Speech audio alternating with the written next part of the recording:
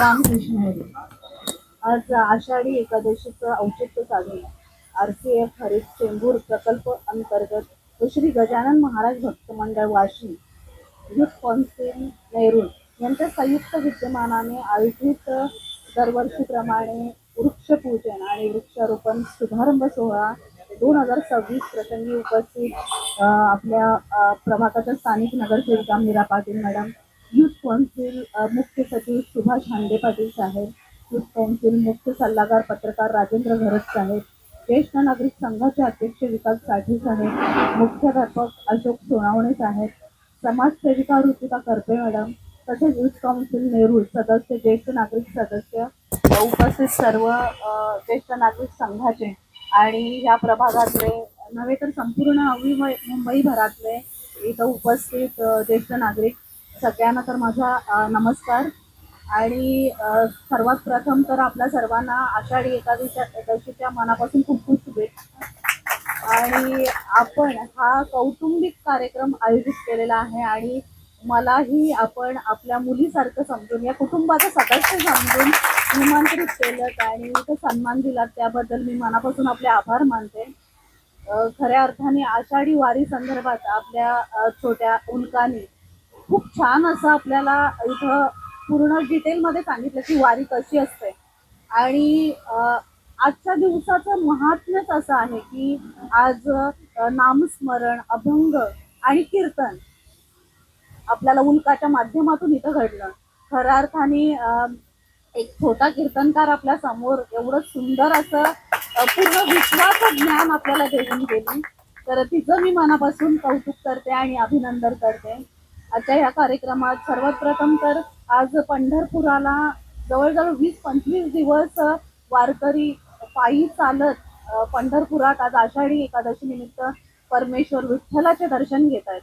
आणि आजच्या दिवशी जरी त्यांना दर्शन नाही मिळालं पण त्या भूमीला नुसतं त्या भूमीचं आणि त्या कलशाचं दर्शन म्हणजे आपल्या आयुष्यभराचं पातक मिटल्यासारखं प्रत्येक वारकऱ्याला वाटतं. आणि ज्या माऊलीचं वर्षभर त्यांच्या तोंडातून नेहमी माऊलीचा उच्चार येतो, त्या माऊलीचाच दर्शन त्यांना झालं तर खऱ्या अर्थाने खूप नशीबवान आहेत ते वारकरी. आणि त्या वारीच्या माध्यमातून त्यांनी ज्या ज्ञानोबा तुकोबांच्या आधी वारीची परंपरा आहे, म्हणजे शेकडो वर्षापूर्वी ह्या वारीची परंपरा सुरू झालेली. आणि ह्या वारीच्या माध्यमातून प्रत्येक काळानुरूप त्याच्यामध्ये बदल होत गेला. सुरुवातीला छोट्या छोट्या गावांमधून छोट्या छोट्या गटांमध्ये लोक वारीला जात होते. त्याच्यानंतर एकत्रितकरण, कसं एकत्र येऊन वारीला जाणं ते सुरू झालं. ब्रिटिश काळात लोक वारीला जात असताना त्याचबरोबर नामस्मरण, अभंग गात असताना कुठेतरी देशप्रेम आणि स्वातंत्र्याविषयीची आवड जनमानसांमध्ये पसरवण्याचं काम त्या वारीच्या माध्यमातून होत होतं. आणि आजची परिस्थिती जी बदललेली आहे, आज ही जरी आपण स्वातंत्र्य उपभोगतोय पण खऱ्या अर्थाने जे पूर्ण विश्वावर संकट आहे आज, ग्लोबल वॉर्मिंग ज्याला आपण म्हणतो, आणि त्याच्या माध्यमातून आज वातावरणामध्ये एवढे बदल घडलेले आहेत. आज आपण नवी मुंबई सारख्या शहरात राहतो, तिथंही एक्यू जो लेवल आहे तो वाढलेला आहे. आणि ह्याला आपण काय नियोजन करू शकतो, तर सर्वात आधी म्हणजे आपण जास्तीत जास्त वृक्षारोपण करायला पाहिजे. आताच आपण सांगितलं की ह्या संस्थेचे संस्थापक आदरणीय गणेशजी नाईक साहेब आहेत. तर दादांनी ह्या वर्षी ते वनमंत्री आहेत आणि त्यांनी संकल्प केलेला आहे 300 करोड वृक्ष पूर्ण महाराष्ट्रभर ते लावणार आहेत. आणि एवढा मोठा संकल्प, आता बऱ्याच जणांना असं वाटतं की जंगलांमध्ये वृक्ष लागवड होईल, मग इथं त्याचा आपल्याला काय फायदा. तर वृक्ष कुठेही लागलं तर त्यांच्या माध्यमातून जो ऑक्सिजन सोडला जातो किंवा ओझोन लेवल जी राखली जाते, म्हणजे ओझोन लेवलचं संरक्षण केलं जातं, ते संपूर्ण आपल्या महाराष्ट्राला नव्हे तर देशाला त्याचा उपयोग होणार आहे. आणि ह्याची आपण नांदी इथंही करतो.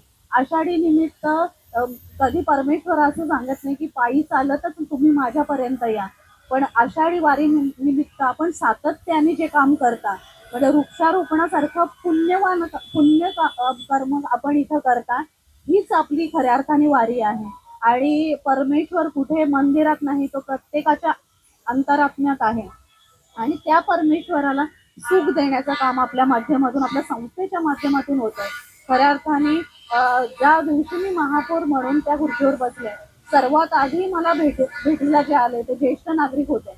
पण आपल्या नवी मुंबईतले ज्येष्ठ नागरिक सतर्क आहेत आणि त्याच्यामुळे आज आपल्या पूर्ण नवी मुंबईवर असे कार्यक्रम घेतले जातात जिथं तरुण आज काही तरुण शिक्षणाच्या मागे आहेत, काही उद्योगधंद्याच्या मागे आहेत, काही चुकीच्या व्यसनाधीनतेकडे वळालेले आहेत.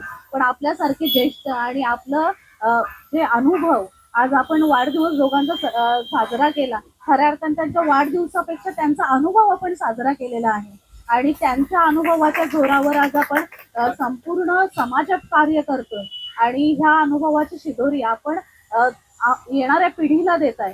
तर खरंच आपलं सर्वांचं खूप मनापासून कौतुक आहे. आजच्या ह्या दिवशी पुन्हा एकदा आपल्याला वारीच्या मी शुभेच्छा देते आणि अशाच पद्धतीने आपली ही वारी अखंड चालू राहू अशी मी पांडुरंगाच्या चरणी प्रार्थना करते आणि थांबते. रामकृष्ण.